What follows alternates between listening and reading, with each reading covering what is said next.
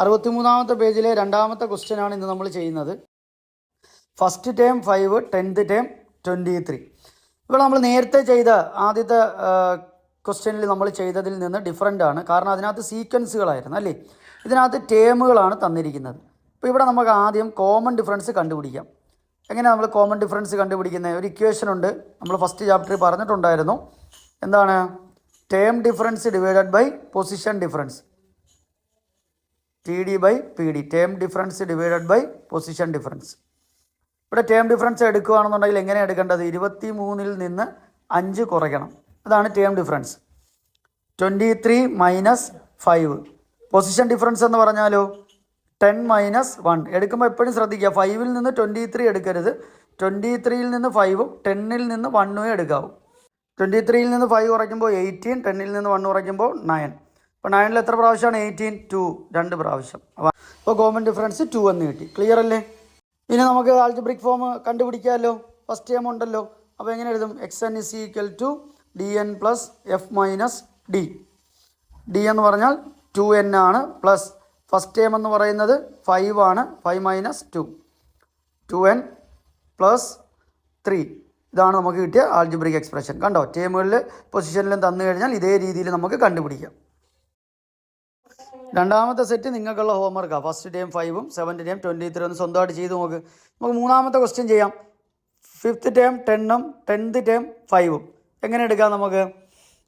ഇവിടുത്തെ ഡിഫറൻസ് എന്താ? ഇവിടെ നമുക്ക് ഫസ്റ്റ് ടേം ഇല്ല. ആൾജിബ്രിക് എക്സ്പ്രഷൻ കണ്ടുപിടിക്കണമെങ്കിൽ നമുക്ക് എന്ത് വേണം? ഫസ്റ്റ് ടേം വേണം.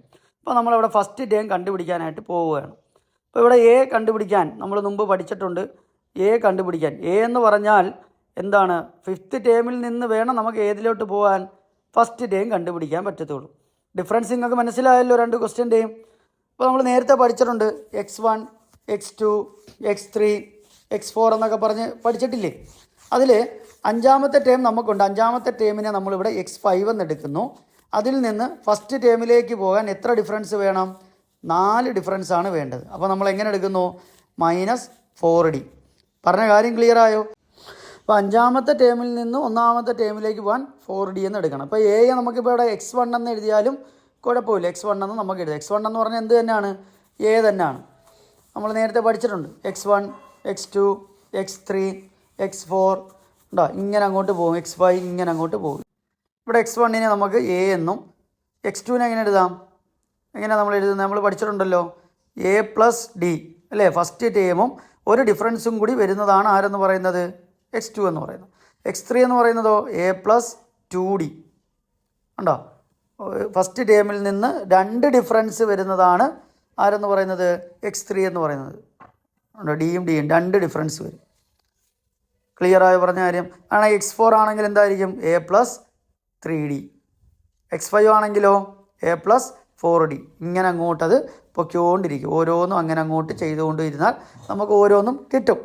ഇനി തിരിച്ചൊന്ന് നോക്കിയേ, x5-ൽ നിന്ന് x1-ലോട്ട് ഓരോന്നിലേക്കും തിരിച്ചു വന്നേ. അപ്പോൾ എന്ത് ചെയ്യണം? അങ്ങോട്ട് പോയപ്പം കൂട്ടിയപ്പോൾ ഇങ്ങോട്ട് വരുമ്പോൾ എന്ത് ചെയ്യണം? കുറയ്ക്കണം. അത്രേ ഉള്ളൂ. x5-ൽ നിന്ന് x1-ലോട്ട് വരണം. എത്ര ഡിസ്റ്റൻസ് ഉണ്ടോ നോക്കിയേ. x5-ൽ നിന്ന് 1, 2, 3, 4 x1-ലോട്ട് വരാൻ 4 ഡിസ്റ്റൻസ് ആണുള്ളത്. കണ്ടോ? ഒന്നും കൂടി ഒന്ന് ക്ലിയർ ആക്കി തരാം. x5 എന്ന് പറഞ്ഞു കഴിഞ്ഞാൽ a പ്ലസ് 4d ആണ് അല്ലേ? x5 എന്ന് പറഞ്ഞാൽ എയിൽ നിന്ന് ഫസ്റ്റ് ടേമിൽ നിന്ന് നമ്മൾ എടുക്കുകയാണെന്നുണ്ടെങ്കിൽ 4 ഡിസ്റ്റൻസ് ഉണ്ട്. ഇനി 2-ൽ നിന്ന് എടുത്താൽ x5 നോക്കിയേ, സെക്കൻഡ് ടേമിൽ നിന്ന് എടുത്തുനിന്ന് x2 പ്ലസ് x5-ലേക്ക് പോകാനുള്ള ദൂരം എത്ര? 3 അല്ലേ? അപ്പോൾ അങ്ങനെ വരുമ്പോൾ എന്ത് വരും? 3d എന്ന് വരും. ഇത്രയേ ഉള്ളൂ. അങ്ങോട്ട് പോകുന്തോറും കൂട്ടുക, ഇങ്ങോട്ട് വരുന്തോറും കുറയ്ക്കുക. ഒരു എക്സാമ്പിൾ കൂടി കാണിച്ചു തരാം. x10 കിട്ടുകയാണെന്നുണ്ടെങ്കിൽ x10 കിട്ടുന്നു. x3-ൽ നിന്നാണ് എടുക്കുന്നതെന്ന് വിചാരിച്ചു. x3-ൽ നിന്ന് എത്ര ഡിഫറൻസ് എന്ന് നോക്കാം. മൂന്നാമത്തെ ടേം x3 പ്ലസ് എത്ര ഡിഫറൻസ് ഉണ്ട്? 7 ഡിഫറൻസ് ഉണ്ടോ? അപ്പോൾ x3-ൽ നിന്ന് 7 ഡിഫറൻസ്. അപ്പോൾ നമ്മൾ അങ്ങോട്ട് പോയി. നമുക്ക് തിരിച്ചു വരാം, ഇങ്ങോട്ട് ചെയ്യാം. ഒന്നാമത്തെ പദം നമുക്ക് എടുക്കാം. x1 ഒന്നാമത്തെ പദം നമുക്ക് കിട്ടണം, ഫസ്റ്റ് ടേം കിട്ടണം. അതിന് നമ്മൾ ഏതിൽ നിന്ന് എടുക്കുന്നു? x5-ൽ നിന്ന് അഞ്ചാമത്തെ പദത്തിൽ നിന്ന് 4 പദം നമ്മൾ കുറയ്ക്കുന്നു. ഉണ്ടോ? 4 ഡിഫറൻസ് കുറയ്ക്കുന്നു. ഇനി നോക്കിയേ, ഇപ്പോൾ ഒന്നാമത്തെ പദം 10ാമത്തെ ടേമിൽ നിന്ന് നമ്മൾ എടുക്കുകയാണെങ്കിൽ 10ാമത്തെ പദത്തിൽ നിന്ന് എത്ര കുറയ്ക്കണം? 9 ഡിഫറൻസ് കുറയ്ക്കണം. അപ്പോൾ നമുക്ക് ഒന്നാമത്തെ പദം കിട്ടും. ക്ലിയർ ആയോ പറഞ്ഞ കാര്യം? ഇത്രയേ ഉള്ളൂ ചെയ്യാൻ. ഇത് മനസ്സിലാക്കി കഴിഞ്ഞാൽ നിങ്ങൾക്ക് ഏത് ക്വസ്റ്റ്യനും ചെയ്യാം. ഓക്കെ, ഇനി നമുക്കിത് കംപ്ലീറ്റ് ചെയ്യാം. അപ്പോൾ ഇത് കംപ്ലീറ്റ് ചെയ്യാൻ നമുക്ക് ഇനി എന്ത് വേണം? കോമൺ ഡിഫറൻസ് വേണം.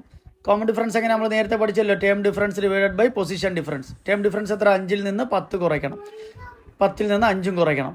5 മൈനസ് 10 ഡിവൈഡഡ് ബൈ 10 മൈനസ് 5. ഇപ്പോൾ 5-ൽ നിന്ന് 10 കുറയ്ക്കുമ്പോൾ -5 ആണ് വരുന്നത്. 10-ൽ നിന്ന് 5 കുറയ്ക്കുമ്പോൾ 5 വരും. Answer is -1. ഇതാണ് കിട്ടുന്നത്. ഇനി ഒന്നാമത്തെ പദം കിട്ടേണ്ട ഇനി നമുക്ക് അഞ്ചാമത്തെ പദം എന്ന് പറയുന്നത് 10 ആണ്.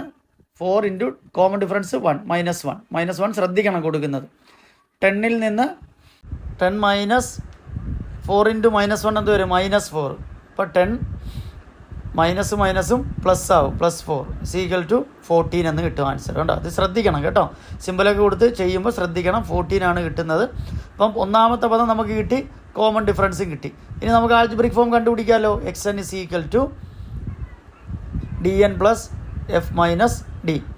d എന്ന് പറയുന്നത് -1 ആണ്. -1n plus first term 14, 14 minus വീണ്ടും കോമൺ ഡിഫറൻസ് -1. -1n പ്ലസ് മൈനസും പ്ലസ് ആവും. അപ്പം 14 + 1 15. അപ്പം -1n + 15 എന്ന് കിട്ടും. ആ നെഗറ്റീവ് ഫ്രണ്ടിൽ കിടക്കുന്നതാണ് ഒരു രസമില്ലല്ലോ. അപ്പോൾ നമുക്ക് അതിനെ എന്ത് ചെയ്യാം? അകത്തോട്ട് അങ്ങ് തള്ളാം. അപ്പോൾ ആ നെഗറ്റീവ് അകത്തോട്ട് തള്ളുമ്പോൾ എന്താവും? നെഗറ്റീവ് അകത്തോട്ട് പോകുമ്പോൾ പ്ലസ് അങ്ങ് മൈനസ് ആവും. -15. n - 15 എന്ന് നമുക്ക് കിട്ടും. 1 വേണമെങ്കിൽ നമുക്ക് കൊടുക്കാം, ഇല്ലെങ്കിൽ n ആയിട്ട് മാത്രമാണെങ്കിലും എഴുതാം. എന്ത് വേണമെങ്കിലും നമുക്ക് അങ്ങനെ എഴുതാം. കാരണം ഒന്നും ഇല്ലെങ്കിൽ അത് 1 ആണ്. നമുക്ക് 1 എഴുതിയാലും മായ്ച്ചു കളഞ്ഞാലും കറക്റ്റ് തന്നെയാണ്. അപ്പോൾ n - 15 എന്ന് നമുക്ക് കിട്ടും. ക്ലിയർ അല്ലേ?